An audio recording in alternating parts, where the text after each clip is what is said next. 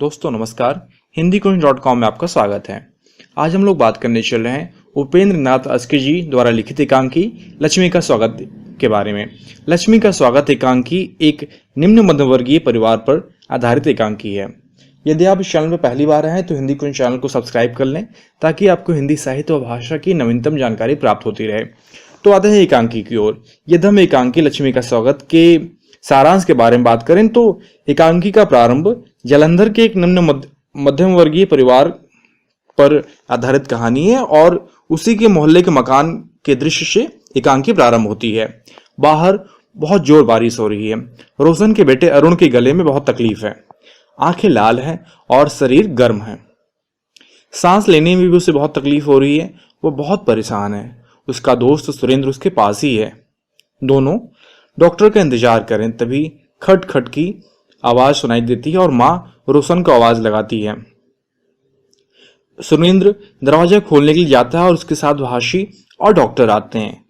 Doctor के पूछने पर रोशन अरुण का हाल कहते हैं और तभी फिर खट खट की आवाज आती है और भाषी बाहर जाकर दरवाजा खोलता है और मेहमानों को पिताजी के पास बैठाकर आता है और माँ से भी वह जाने के लिए कहता है। इधर सुरेंद्र परेशानी की अवस्था में भाषी को आवाज लगाता है। अब भाषी, सुरेंद्र और रोशन डॉक्टर साहब से अरुण की तबीयत के बारे में पूछ रहे हैं। डॉक्टर अरुण की हालत को बहुत नाजुक बताते हुए कहता है कि बच्चे को डिप्थीरिया नामक बीमारी हो गई है, पर भाषी से बच्चे की हालत के बारे में जानकर वे इंजेक्शन लेकर आए हुए हैं। उसे इंजेक्शन लगा दिया जाता है। 15 मिनट के बाद गले में दवाई की 2-4 बूंदें डालनी होंगी। 1 घंटे बाद डॉक्टर को खबर देनी होगी। यह कहकर डॉक्टर साहब ने सुरेंद्र को तसल्ली दी और बच्चे को सावधानी से देखभाल करने को कहा।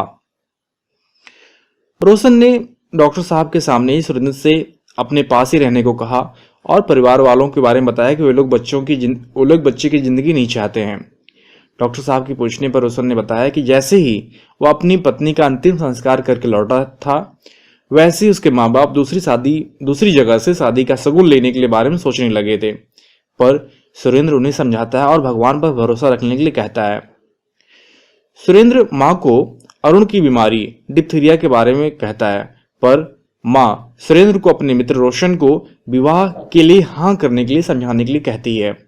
वह यह भी कहती है कि सियालकोट के व्यापारी उसकी पत्नी के चौथे के बाद से ही अपनी बेटी की शादी के लिए कोशिश कर रहे हैं, पर रोशन मानता ही नहीं है। फिर पड़ोस के एक युवक राम प्रताप की दूसरी शादी के बारे में कहती है। साथ ही वह सुरेंद्र से लड़की की भी बहुत तारीफ करती है, पर सुरेंद्र बच्चे अरुण की नाजुक हालत के बारे में उन्हें कहता है। पर वह यह भी कहता है कि अभी रोशन से उसकी शादी के बारे में बात करने का समय नहीं है।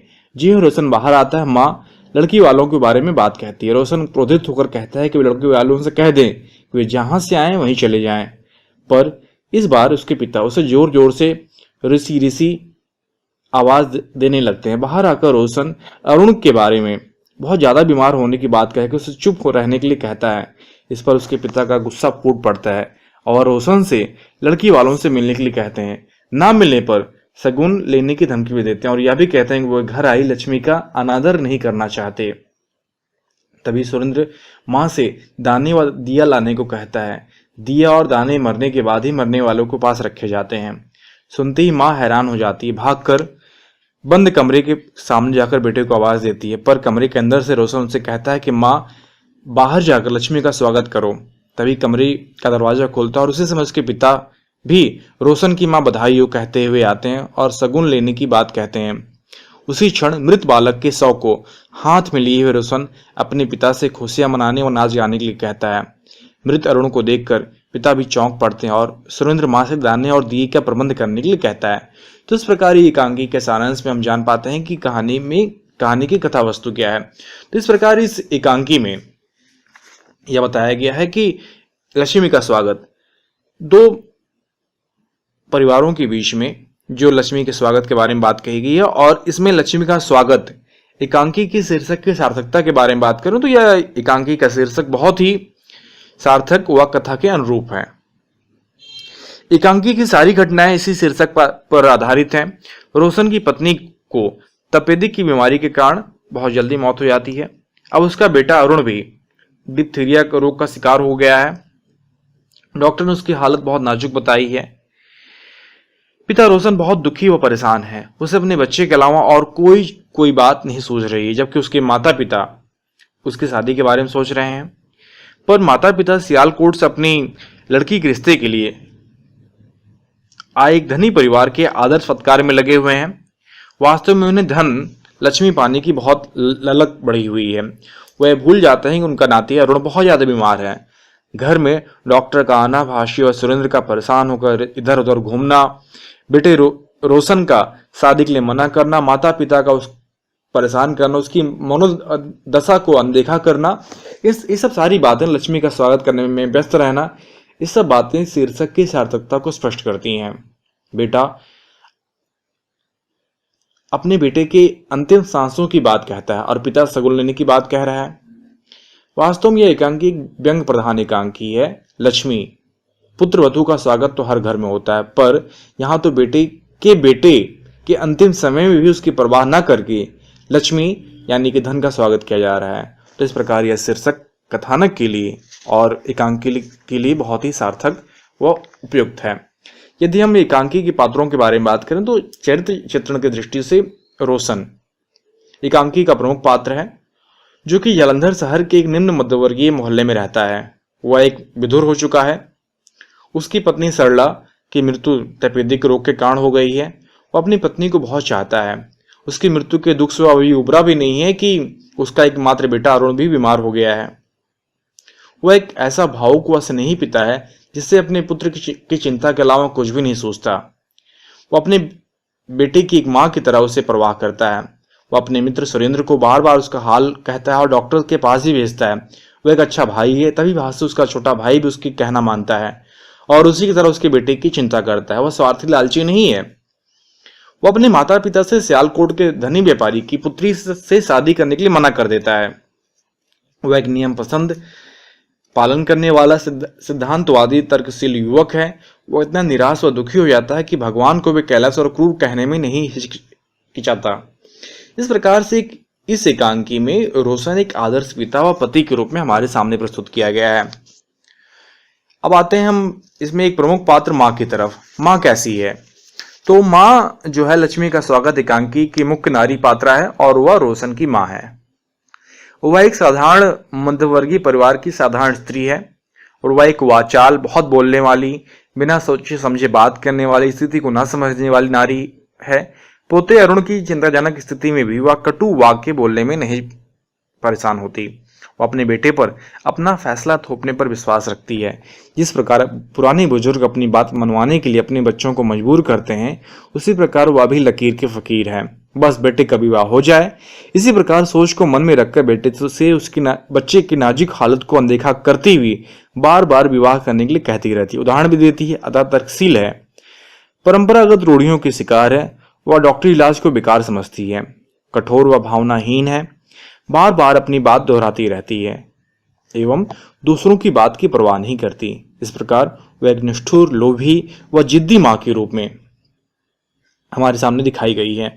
अब पिता के बारे में बात करें तो रोशन व भासी के पिता एक लोभी, स्वार्थी और क्रोधी रूप में हमें दिखाई पड़ते हैं।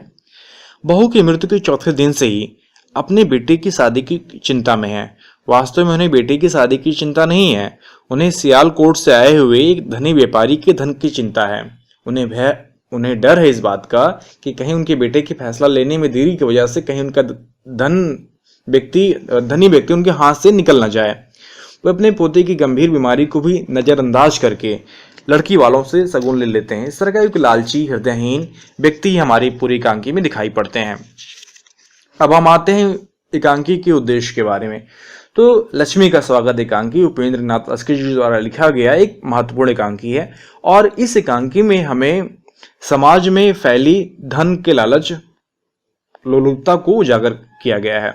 इस एकांकी में दिखाया गया है कि रोशन के माता पिता धन के लालच में इतने अंधे हो जाते हैं कि उन्हें अपने बेटे के पुत्र अरुण की बीमारी भी नहीं दिखाई पड़ती।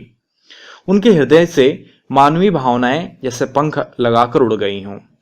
पत्नी की मौत के कारण दुख से पीड़ित बेटे की हालत को अनदेखा करते हुए माँ बाप बेटे की दूसरी शादी की तैयारी में लगे हुए हैं। वो यह भी भूल जाते हैं कि उनका पोता अरुण बहुत बीमार है। ऐसे समय में शादी की बात करना एक कठोर हृदयी व स्वार्थी माता पिता का ही काम हो सकता है। रोशन के माता पिता समय व कुछ समय को ध्यान न रखकर केवल शगुन लेने व घर आई लक्ष्मी का स्वागत करने की तैयारी में लगे हुए हैं। रोशन जहां अपने बेटे की बीमारी के इलाज में व्यस्त है और परेशान है, वहीं उसके माता पिता केवल उसकी शादी तय करने में लगे हुए हैं।